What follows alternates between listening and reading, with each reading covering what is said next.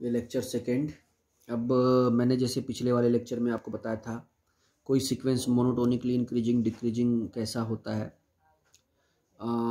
अच्छा एक बात और, आप लोग ये टाइम मत देखिएगा, घबराइएगा मत। जो टाइम, जितने टाइम का वीडियो आपको मिलता है, देखिए क्या होता है ना कि जो हम कॉपी पे लिखते हैं और बोर्ड पे जो लिखते हैं, बोर्ड पे जो लिखा जाता है उसमें थोड़ा सा उतने में ही उसका 2 गुना 3 गुना टाइम लग जाता है, क्योंकि उसमें बहुत सारी एक्टिविटीज़ भी हो जाती हैं। तो थोड़ा सा कम समय में ही आपको ज़्यादा देने का कोशिश मैं कर रहा हूँ, ठीक है। तो lecture second, discuss the monotonic nature of the sequence. हमको इन सारे सीक्वेंसेस का मोनोटोनिक नेचर डिस्कस करना है। थोड़ा सा देखिए, ऑनलाइन और ऑफलाइन क्लास में थोड़ा सा भाई अंतर तो आ ही जाता है। जब ऑफलाइन होगा तो हम आपसे बहुत सारी चीज़ें, जो भी समस्याएं होंगी उसका डिस्कशन किया जाएगा। और वैसे भी अगर इसमें भी आपको प्रॉब्लम होती है, आप मुझे मैसेज ज़रूर कर दीजिएगा या मुझसे पूछ लीजिएगा, ठीक है। आइए पहला, तो लेट ए एन बराबर 2 to the power n by factorial n ने सपोज कर लिया। तो ए एन कितना मिलेगा? 2 to the power n by factorial n। अब क्या करिएगा, नाउ ए एन प्लस 1 वो कितना मिलेगा? 2 to the power n plus 1 by factorial n plus 1। तो मैंने, अच्छा आप समझिएगा, एक इंक्रीजिंग या डिक्रीजिंग दिखाने के लिए घटाना पड़ता था, लेकिन मैंने एक ऑप्शन और दिया था आपको, वो डिवीजन का। जब भी फैक्टोरियल हो तो डिवीजन करके चेक किया करिए, ज़्यादा बेटर होगा। तो a n plus 1 by a n करता हूँ मैं। तो a n plus 1 2 to the power n plus 1 by factorial n plus 1। और ये डिवाइड होगा तो ये पलट जाएगा, डिनोमिनेटर न्यूमरेटर बन जाएगा और न्यूमरेटर डिनोमिनेटर बन जाएगा। अब यहाँ से क्या मिलेगा, 2 टू द पावर कैंसिल करें, 2 बचा आपको, ऊपर फैक्टोरियल n, नीचे n प्लस 1 फैक्टोरियल n। आप सबको पता ही है, जो है फैक्टोरियल के अंदर उसको बाहर करिए और भाई एक घटा के लिख दीजिए, कट गया। तो a n plus 1 by a n आपको क्या दिख रहा है? 2 बाई एन प्लस 1। और आपको पता है एन 1 होगा तो 1 होगा, एन 2 होगा तो 2/3, मतलब लेस देन 1 होगा। तो लेस देन और इक्वल टू 1 हो रहा है, क्योंकि एन 2 पर 2/2 1 होगा, और जो ही सॉरी एन 1 पर 2/2 1 होगा, लेकिन जो ही एन 1 से अधिक होगा तो लेस देन 1 हो जाएगा। तो ये बता क्या रहा है आपको? ये बता रहा है a n plus 1 less or equal to a n, ठीक है। इसका मतलब आपका सीक्वेंस कैसा है? Monotonically decreasing. Next, a n बराबर कितना है आपका? 1 by e to the power n, ठीक है। तो ये e to the power n है, तो आपका ए एन कितना हुआ? तो आपका ए एन हो गया 1 by to the power n. Now अब क्या करेंगे आप? ए एन प्लस 1 बराबर कितना हो जाएगा? E to the power n plus 1। तो क्या मिलेगा आपको? A n plus 1 by a n. तो ए एन प्लस 1 मतलब 1 by to the power n plus 1 by e. तो क्या मिल जाएगा? E to the power n, तो e to the power n by to the power n plus 1 cut जाएगा, तो 1 by ई आएगा, जो कि लेस देन 1 है। तो इसका मतलब ए n plus 1 less than A N हो गया। तो आपने क्या देखा, सीक्वेंस आपका कैसा हो गया? Monotonically decreasing. ये सीक्वेंस भी आपका डिक्रीजिंग हो गया। वैसे ये लेस देन 1 है, ये डिक्रीजिंग सीक्वेंस हो गया। और तीसरा वाला जो है, ए एन बराबर root n plus 1 minus root n है ना। तो ये क्या देगा?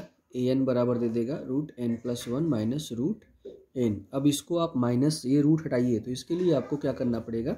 Root n plus 1 plus root n से ऊपर न्यूमरेटर में, और root n plus 1 minus root n से डिनोमिनेटर में गुणा करना पड़ेगा। तो क्या मिले, सॉरी प्लस से, दोनों सेम रहेगा। तो गुणा करेंगे तो क्या मिलेगा? एन प्लस 1 वही a square minus b square, तो रूट हट जाएगा, और ये नीचे क्या आ जाएगा? Root n plus 1 plus root n, तो कटेगा, तो 1 by root n plus 1 plus root n हो जाएगा। ये हमारा ए एन हो गया। तो आपको ए एन तो मिल गया, और ए एन आपको ये मिला। अब ये ए एन मिला, ठीक है। एक बात और बताइएगा, सोचिएगा जरा, अगर ए एन प्लस 1 लिखा जाएगा तो क्या लिखा जाएगा? रूट एन प्लस 2 हो जाएगा, क्योंकि एन की जगह एन प्लस 1 प्लस 1, और ये एन प्लस 1। अच्छा एक बात और सोचिएगा, ये देखिए 1 बाई रूट एन प्लस 1 और 1 बाई रूट एन प्लस 2 में, दोनों में कौन छोटा होगा? तो ये होगा, क्योंकि ये ज़्यादा से भाग दिया, कम से भाग दिया। अगर हम दोनों साइड में रूट एन से को ऐड कर दें, है ना, सॉरी ऐसे नहीं, 1 बाई रूट एन प्लस 2 है, और ये 1 बाई रूट n+1 है, इससे तो ये छोटा होगा। अगर हम इसमें कुछ ऐड कर दें √n और यहाँ भी √n ऐड कर दें तो भाई इनइक्वलिटी पे कोई फर्क तो पड़ेगा नहीं, सेम क्वांटिटी आपने ऐड किया है। तो आप ही देखिए, तो ये कितना है, तो an था ना, और ये कितना हो गया, ये वाला कितना हो गया, ये an+1 हो गया, है कि नहीं भाई, यही ना an+1 है। देखिए, ओह सॉरी, कुछ गड़बड़ हुआ है, रुकिए मैं फिर से यहाँ लिख दे रहा हूँ। an बराबर हो गया आपका 1/√n+1 प्लस √n, और an+1 हो गया आपका 1/√n+2 प्लस √n+1, है ना। कंपेयर थोड़ा सा हम गड़बड़ कर दिए। एक काम करिए, 1/√n+2 और 1/√n से करिए तो ये छोटा ही होगा, है ना। और अगर हम इसमें दोनों में √n+1 और प्लस √n+2 ऐड कर दें, छोटा या बराबर कह सकते हैं, इन्फिनिटी पे क्या होगा 0, ये भी 0, तो इसलिए बराबर भी कह सकते हैं। अच्छा, तो यहाँ पे भी जोड़िए जरा, 1/√n plus n+2, oh sorry, यहाँ पे भी प्रॉब्लम समझ में आ रही, n+2। चलिए वैसे √n+2 नहीं, n+1 ऐड किया ना, तो ठीक है, सही है। तो दोनों सॉरी n+2 होना चाहिए था यहाँ पर। तो 1/√n+2 और 1/√n में छोटा है, दोनों साइड में √n+1 हमने ऐड कर दिया, तो क्या होगा, लेस ही रहेगा, क्योंकि जो क्वांटिटी मतलब जो आपने यहाँ ऐड किया है वही तो यहाँ ऐड किया है, तो कोई फर्क पड़ेगा नहीं। तो ये जो हो गया आपका an, और ये क्या हो जाएगा आपका an+1। वैसे डायरेक्ट भी मैं इसको कर सकता था, बट क्योंकि अभी आप बहुत जूनियर हो, तो थोड़ा सा क्या होता है कि आपके अकॉर्डिंग थोड़ा सा चलना पड़ जाता है। तो इसका मतलब हमारा सीक्वेंस क्या है, मोनोटोनिकली डिक्रीजिंग। भाई थर्ड लास्ट तो आप कर ही लेंगे, है ना। an बनाइएगा, an+1 बनाइएगा, और n+1 में से n हटा दीजिएगा, आपका मिल जाएगा, ठीक है, कर लीजिएगा इसको। तो इस तरीके से हम लोगों ने मोनोटोनिक, इंक्रीजिंग और डिक्रीजिंग सीक्वेंस स्टडी कर लिया। अब हम बात करेंगे अपर बाउंड, पहले bounded above sequence, bounded above sequence, यानी कोई सीक्वेंस बाउंडेड एबव कब कहलाएगा, ठीक है।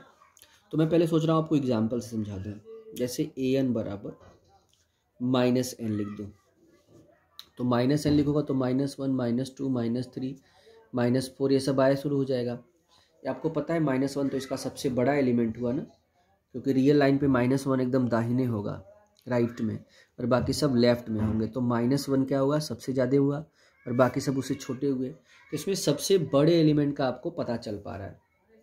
तो अगर किसी सेट में, यानी कोई भी सीक्वेंस है, सॉरी सेट में बोला, किसी सीक्वेंस, अच्छा एक बात और याद रखिएगा, सीक्वेंस में जो टर्म्स होते हैं हमेशा इनफाइनाइट होंगे, फाइनाइट सीक्वेंस नहीं होता है ना, मतलब समझ लीजिएगा इस बात को, हमेशा इनफाइनाइट नंबर ऑफ टर्म्स होते हैं। तो अगर किसी सीक्वेंस के लिए ऐसा हो कि कोई ना कोई रियल नंबर, ठीक है, कोई ना कोई रियल नंबर, ठीक है, जो सारे एलिमेंट से बड़ा हो, उसके सभी एलिमेंट से बड़ा हो, अगर ऐसा कुछ दिखता है आपको, तो उस सीक्वेंस को बाउंडेड एबव सीक्वेंस बोलेंगे, ठीक है। और जो एलिमेंट होगा उससे हम क्या बोलेंगे, उसका अपर बाउंड, क्या बोलेंगे, उसका अपर बाउंड, ठीक है।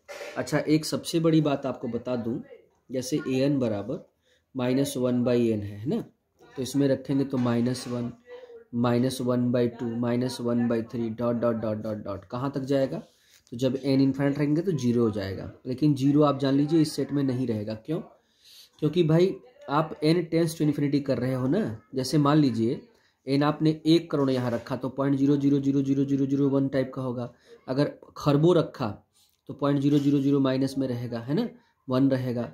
लेकिन ये 0 की तरफ जा रहा है, 0 नहीं हो रहा है, याद रखिएगा इस बात को, n टेंस टू इन्फिनिटी पे 0 की तरफ जा रहा है, लेकिन 0 नहीं होगा, ठीक है। और बहुत सारी बातें हैं जो मैं आपको डिस्कस करना चाहता हूँ, लेकिन क्योंकि ऑनलाइन कैसे वीडियो के टाइम की सीमा होती है, क्योंकि अपलोड करने में प्रॉब्लम होता है। मैं जब आपसे फेस टू फेस जब डिस्कशन होगा तो मैं आपको बहुत सारी बातें बताऊंगा, जिस बात के लिए हम लोग जाने जाते हैं वो आपको चर्चा करूंगा, बहुत सारी चीज़ें होंगी, ठीक है। तो ये जो है 0 नहीं होगा। तो अगर ये देखा जाए तो इसमें सबसे बड़ा कौन हुआ, तो देखिए -1/2 तो सबसे छोटा हुआ, क्योंकि ये 0 के लेफ्ट में होगा, 0 सबसे राइट में होगा, तो इसका अपर बाउंड 0 हुआ। लेकिन जानते हैं 0 इस सेट में नहीं है, तो मैं बस आपको इसीलिए एग्जांपल बताना चाह रहा था कि किसी भी सेट का अपर बाउंड यानी किसी सीक्वेंस का अपर बाउंड उस सेट में हो भी सकता है जैसे यहाँ पे है, और नहीं भी हो सकता है। इस बात का ध्यान रखिएगा। कुछ लोगों के दिमाग में कन्फ्यूजन चलता है कि किसी भी सीक्वेंस का अपर बाउंड या लोअर बाउंड उस सेट में होना जरूरी है। नहीं, जरूरी नहीं है।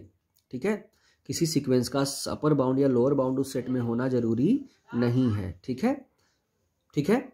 लेकिन अगर वो बाउंडेड एबव है तो कोई ना कोई एलिमेंट सबसे बड़ा होगा। ठीक है, लेकिन वो उस सेट में होगा जरूरी नहीं है। तो देखिए एक्चुअल डिफिनीशन यही है, a sequence an subset r, ये an r का सबसेट है, is said to be bounded above sequence if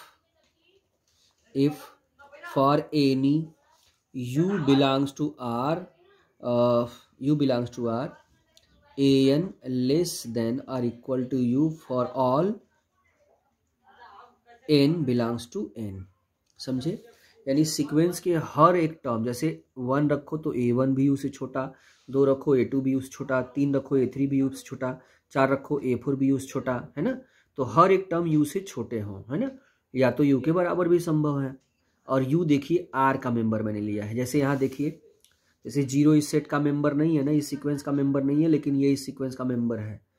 ठीक है, तो अगर हम यहाँ पे u को an में लेते तो गड़बड़ होता, क्योंकि an में हमेशा होगा जरूरी नहीं ना। जैसे कि देखिए इसका अपर बाउंड जो 0 है वो an में नहीं है, तो इसका मतलब किस में है? तो भले ही an में, लेकिन ये तो r में होगा ना, 0 तो r में होता है ना, ये भी r में है कि नहीं है। ठीक है, तो किसी भी सीक्वेंस का अपर बाउंड हमेशा r में लेकर चलते हैं। बाद में वो an में होगा कि नहीं होगा ये नहीं, ये डिस्कशन का पॉइंट है, आगे चलकर क्वेश्चन के ऊपर होगा। लेकिन हमेशा दिमाग में रखिएगा कि जो किसी भी सीक्वेंस का अपर बाउंड या लोअर बाउंड जो होता है वो हमेशा r में लीजिएगा, रियल नंबर के सेट में लीजिएगा, उस सीक्वेंस में लेकर के मत चलिएगा। उस सीक्वेंस में आ जाएगा तो ठीक है, बात की बात है, ठीक है ना। लेकिन रिस्ट्रिक्टली ये बात को ध्यान रखिएगा कि वो r का लेकर चलते हैं। क्यों? क्योंकि वो an में हो भी सकता है और नहीं भी हो सकता है। तो जिस सीक्वेंस में सबसे बड़ा, यानी जिस सीक्वेंस के सारे एलिमेंट किसी रियल नंबर से सब छोटे हों, तो ऐसे सीक्वेंस को हम क्या बोलेंगे? Bounded above sequence. और यहाँ समझिएगा, जो सबसे बड़ा एलिमेंट होगा उसको अपर बाउंड कहेंगे। u is called an upper bound, ठीक है, ऑफ an। u को हम an का अपर बाउंड कहेंगे। ठीक है, फॉर एग्जाम्पल an बराबर